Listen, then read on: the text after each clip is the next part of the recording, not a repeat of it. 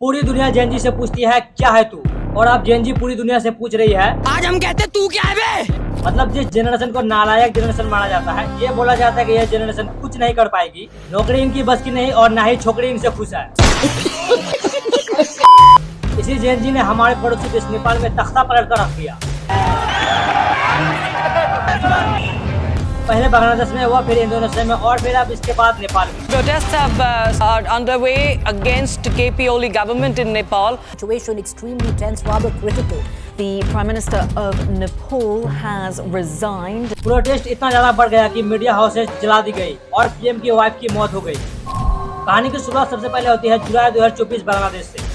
एक ऐसा मुल्क, एक ऐसा देश जहां लोग चुप नहीं बैठे। सरकार ने मोबाइल इंटरनेट बंद कर दिया और यही वो चिंगारी थी जिसने पूरा देश को सुलगा दिया। क्योंकि इंटरनेट में फैल रहा था एक सवाल, तो वाकई शेख हसीना जो प्रधानमंत्री थी वो लोकतंत्र नहीं बल्कि तानाशाही चला रही थी। लोग सड़कों पर उतर गए और हर जगह राजनीति, कोटा सिस्टम, करप्शन और गुस्सा। और जब आवाजों को दबाने के लिए सरकार ने इंटरनेट काटा तो पूरा देश सड़कों पर फट पड़ा। नतीजा क्या निकला? बांग्लादेश की सरकार गिर गई, पूरा सिस्टम कोलैप्स कर गया। लेकिन कहानी यही खत्म नहीं हुई। सिर्फ एक साल बाद ही ये आग पहुंची नेपाल के काठमांडू तक। वो जनरेशन जिनसे कहा जाता था कि ये निकम्मे हैं, इनसे कुछ नहीं होगा, उसी जेनजी ने नेपाल की सरकार हिला दी। प्रोटेस्ट इस कदर बढ़ गए कि प्रधानमंत्री केपी शर्मा ओली को अपनी कुर्सी छोड़नी पड़ी। लेकिन मामला सिर्फ इस्तीफे पर नहीं रुकी। प्रोटेस्टर ने पीएम हाउस को जला दिया, संसद आग की लपटों में घिर गई। यहाँ तक कि फाइनेंस मिनिस्टर को सड़कों पर खींचकर जूतों से पीटा गया। और इसी अफरा तफरी में एक दर्दनाक हादसा भी हुआ। पूर्व प्रधानमंत्री की पत्नी की मौत हो गई जब उनके घर आग के लपटों पे गिर गया।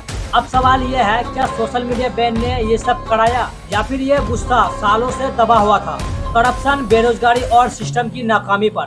दोस्तों, असल कहानी तो यहीं से शुरू होती है। आइए समझते हैं इस वीडियो में इस आग के पीछे की असली वजह।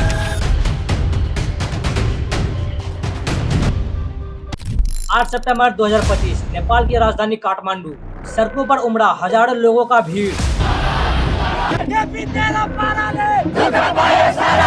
उनमें से ज्यादातर नौजवान थे, जिसे जेनजी कहा जाता है। किसी ने स्कूल की यूनिफॉर्म पहनी हुई थी और किसी ने कॉलेज की बैग लटकाया हुआ था। ये सिर्फ एक प्रोटेस्ट नहीं था, यह भविष्य की पीढ़ी की आवाज थी। इस मार्च को लीड कर रहा था हामी नेपाल के नाम के एक एनडीओ। भीड़ ने माइतीघर मंडल जैसे प्रतीकात्मक स्थल से निकलकर संसद भवन की ओर रुख किया। शुरुआत में सब कुछ शांत था, विनर, नारे और सपनों से भरे आंखें। लेकिन सरकार ने भी तैयारी कर रखी थी। पुलिस की भारी तैनाती और फिर वाटर कैनन, टीयर गैस और रबड़ बुलेट चले। भीड़ और पुलिस में टकराव शुरू हुआ। कुछ प्रदर्शनकारी संसद परिसर तक भी घुस गए और तभी जो हुआ पूरे देश को हिला दिया। पुलिस ने कर दिया ओपन फायर। 19 लोग मारे जाते हैं और 400 से ज्यादा लोग घायल हो जाते हैं। और मरने वालों में से एक 12 साल का बच्चा भी शामिल था। देश हैरान था, गुस्से उभर रही थी, क्योंकि ये सिर्फ लाठीचार्ज और रबड़ बुलेट्स नहीं थे, ये असली गोलियां थी। जैसे ही ये खबर फैली, गुस्सा ज्वालामुखी बनकर फट पड़ा। काठमांडू की सड़कों पर भीड़ और बढ़ गई। कर्फ्यू लगाया गया दोपहर 3:30 बजे, लेकिन कर्फ्यू इस गुस्सा को रोक नहीं पाया। भीड़ काठमांडू से निकलकर फैल गई। पोखरा, बुटबल, भरतपुर, दमक, हर शहर सुलग उठा। मीडिया ने इस बगावत की जड़ बताई सोशल मीडिया बैन। लेकिन असल सवाल ये है, क्या सोशल मीडिया बैन ने इस आग को जन्म दिया या फिर इसके पीछे गुस्से की परतें और भी गहरी थी? असलियत दोस्तों, सोशल मीडिया बैन सिर्फ एक बहाना था, लेकिन आग भड़कने की असली वजह थी और भी। करप्शन, बेरोजगारी और सरकार की मिस गवर्नेंस, साथ ही मंत्रियों का नेपोटिज्म, जिसने लोगों के गुस्से को और गहरा कर दिया। लेकिन पहले बात करते हैं सोशल मीडिया वाली कहानी पर। नवंबर 2023 नेपाल सरकार ने एक नया नियम लागू किया। कहा गया कि हर सोशल मीडिया कंपनी को देश में एक लोकल ऑफिस खोलना पड़ेगा और ministry of communication and information technology के पास रजिस्ट्रेशन कराना होगा। सरकार का तर्क साफ था, हेट स्पीच रोकी जाए और फेक न्यूज पर लगाम कसी जाए, ऑनलाइन फ्रॉड और साइबर क्राइम को कंट्रोल किया जाए। हालांकि सुनने में ये सही लगता था, लेकिन हकीकत अलग ही थी। 5 पब्लिक नोटिस निकाले गए, फिर भी बड़े प्लेटफॉर्म ने सरकार की शर्तें मानने से इनकार कर दिया। 26 में से सिर्फ 5 प्लेटफॉर्म ने रजिस्ट्रेशन कराया और उनमें से एक बड़ा नाम था चीन का टिकटॉक। बाकी Facebook, Instagram, WhatsApp, YouTube, Snapchat, Twitter सब बैन कर दिए गए। पूरा डिजिटल इकोसिस्टम एक झटके में खत्म। यहाँ तक कि नेपाल के सुप्रीम कोर्ट ने भी सरकार को इजाजत दी जो कंपनी रजिस्टर नहीं कर रही उसे बैन करो। 28 अगस्त 2025 को सरकार ने डेडलाइन रखी, 3 सितंबर तक रजिस्टर करो वरना देश में ऐप्स की बैन लगा दी जाएगी। लेकिन ज्यादातर कंपनियां इन्हें इग्नोर किया और नहीं मानी। नतीजा क्या निकला? 4 सितंबर की सुबह नेपाल के लोगों ने पाया कि उनके फोन के स्क्रीन पर सिर्फ एक ही ऐप काम कर रहा है और वो है टिकटॉक। यहीं से गुस्सा फूट पड़ा। लोगों का कहना था ये कदम असल में हेट स्पीच या फेक न्यूज के खिलाफ नहीं थे, बल्कि सरकार की चाल थी आवाजों को दबाने की और कंट्रोल करने की। Social media banned by the government. Extremely, it is against our freedom of speech, and they want to control us just like a dictator. और जब एक पूरी पीढ़ी से उनका सोशल मीडिया छीन लिया गया तो सड़कों पर वो सिर्फ नारेबाजी करने नहीं बल्कि इतिहास लिखने के लिए उतरी। नेपाल में सोशल मीडिया पर एक आग लगी हुई थी। वो वीडियोस जो वायरल हो रहे थे वो केवल मनोरंजन के लिए नहीं थे। ये वीडियो सरकार में चल रहे करप्शन और नेपोटिज्म को बेपर्दा कर रहे थे। सरकारी मंत्रियों के नेपोटिज्म, उनकी लग्जरी लाइफस्टाइल, महंगी कारें, डिजाइनर कपड़े और इधर आम नेपाली युवा की जिंदगी की मुश्किलें, ये सब सामने आ रहा था। असल में नेपाल का युवा पीढ़ी का गुस्सा सिर्फ सोशल मीडिया बैन की वजह से नहीं था। इसके पीछे करप्शन, बेरोजगारी और आर्थिक असमानता जैसी बड़ी वजहें थी। सोचिए 2024 में नेपाल का यूथ अनएम्प्लॉयमेंट रेट 0.82% था। हर 5 में से 1 नौजवान बेरोजगार। नए जॉब्स बहुत कम और जो काम ढूंढते हैं उन्हें विदेशों में जॉब्स के लिए माइग्रेट करना पड़ता है। स्थिति इतनी गंभीर थी कि हजारों युवा पैसे के लिए रशिया यूक्रेन युद्ध में लड़ने चले गए। फरवरी 2024 तक लगभग 15,000 नेपाली युवा रशियन मिलिट्री में शामिल हो चुके थे। कुछ हफ्ते के ट्रेनिंग के बाद ही उन्हें फ्रंट लाइन पर भेज दिया जाता है। सबैजनालाई नमस्ते छ। म चाहिँ यता रसियामा आएको 2 महिना पुरा भयो लगभग। अनि मैले चाहिँ रसियामा आएर चाहिँ धेरै दुःख पाएँ। त्यही नै हो। अनि त्यहाँ चाहिँ धेरै गाह्रो छ हामीलाई सर्भाइभ गर्नको लागि। और हकीकत यह है कि कई नेपाली सिटीजन वहीं पर मारे गए। मौत का खतरा होने के बावजूद नेपाल में कम जॉब और अपॉर्चुनिटी और उधर रशिया के लाभदायक ऑफर $4,000 प्रति महीना यानी लगभग 5 लाख नेपाली रुपए कमाना। लेकिन वहां के पॉलिटिशियन ने कोई हमदर्दी नहीं दिखाई, बल्कि उनके बेटे, उनके पीड़ित अपने लग्जरी लाइफस्टाइल का खुलेआम प्रदर्शन करने लगे। लोगों ने इस आयरनी को सोशल मीडिया पर देखा और आवाज उठाई। #नेपोकाइड और #नेपोबेबी ट्रेंड करने लगे। और जब सोशल मीडिया पर बैन लग गया तो टिकटॉक पर नेपाली यूथ ने इन वीडियोस की बाढ़ लगा दी। सिंपल सा कंपटीशन, आम नेपाली की डेली स्ट्रगल और उधर नेपोकाइड्स का लग्जरी लाइफस्टाइल, महंगे गाड़ियां, शौक, सब कुछ। ये ना सिर्फ मनोरंजन था बल्कि ये साफ था सरकार और पॉलिटिशियन के लिए युवा अब चुप नहीं रह सकते थे। 8 सितंबर 2025 काठमांडू की सड़कों पर प्रोटेस्ट के बीच एक पोस्टर ने सबका ध्यान खींचा। पॉलिटिशियन के बच्चे विदेश से गुच्ची की बैग्स लेकर लौटते हैं और आम लोगों के बच्चे ताबूतों में लौटते हैं। ये सिर्फ शब्द नहीं थे, ये उस रियलिटी की तस्वीर थे जिसमें नेपाल के युवा हर रोज जी रहे थे। उनकी जिंदगी, बेरोजगारी, आर्थिक असमानता और देश की राजनीति के लिए बलिदान। और पोस्टर का इशारा था उन नेपाली युवाओं की तरफ जो रशिया यूक्रेन युद्ध में मारे जा चुके थे। लेकिन सोशल मीडिया और युवा गुस्से की शुरुआत थी करप्शन, जो नेपाल में सबसे बड़ी समस्या बन चुका है। युवा पीढ़ी अब 70+ उम्र के पॉलिटिशियन से तंग आ चुकी थी, जो लगातार बारी बारी से सत्ता बदलते रहते हैं।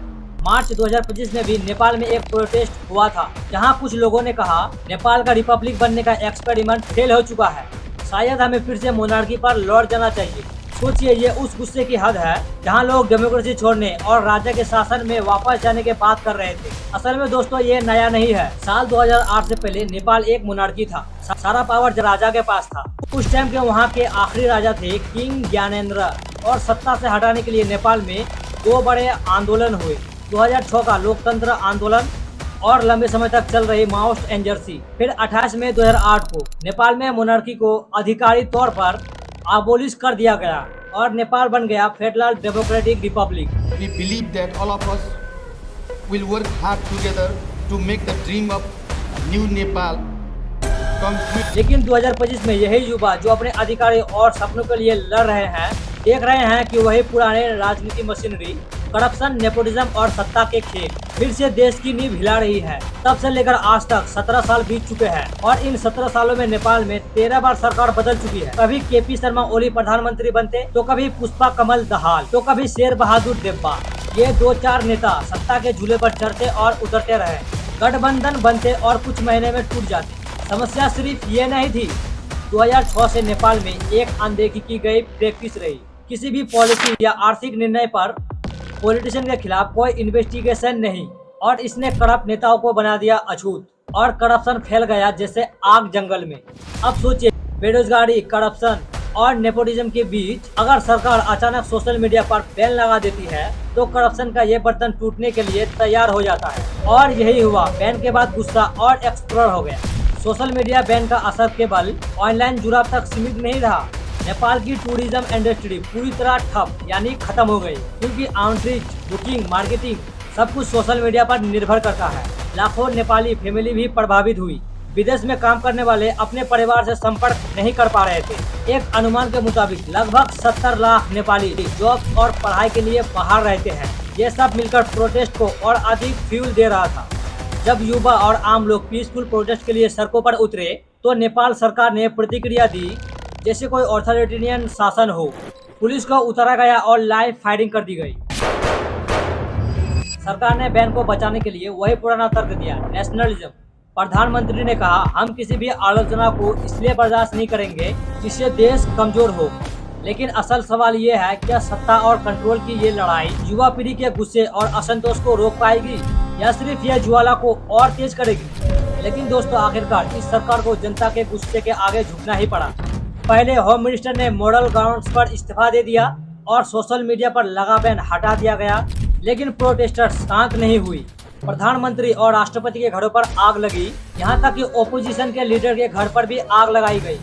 स्थिति इतनी गंभीर थी कि आर्मी को हेलीकॉप्टर्स का इस्तेमाल करना पड़ा मंत्रियों और अफसरों को सुरक्षित निकालने के लिए। और फिर 9 सितंबर 2025 की सुबह लगभग 2 बजे प्रधानमंत्री केपी शर्मा ओली ने भी इस्तीफा दे दिया। नेपाल बन गया एक लाइव उदाहरण कि क्या होता है जब जनता की आवाज को पूरी तरह से दबाने की कोशिश किया जाए, जब करप्शन, नेपोटिज्म और बेरोजगारी जैसे असली मुद्दों को इग्नोर किया जाए। दुनिया की सभी सरकारों के लिए एक चेतावनी है, कभी भी जनता को इतना मत इग्नोर करो कि हालात इस हद तक बिगड़ जाए, क्योंकि जब ये सीमा पार हो जाती है तो देश में कंट्रोल वापस लाना लगभग असंभव हो जाती है। तो दोस्तों, आपका क्या ख्याल है? क्या नेपाल की घटना आज की दुनिया के लिए एक चेतावनी है? नीचे कमेंट सेक्शन खुला है, अपना राय जरूर बताएं। अगर आपको वीडियो पसंद आया हो तो एक लाइक जरूर करना और चैनल को सब्सक्राइब करना मत भूलना। मिलते हैं अगले वीडियो में, तब तक अपना ख्याल रखना। खुदा हाफिज।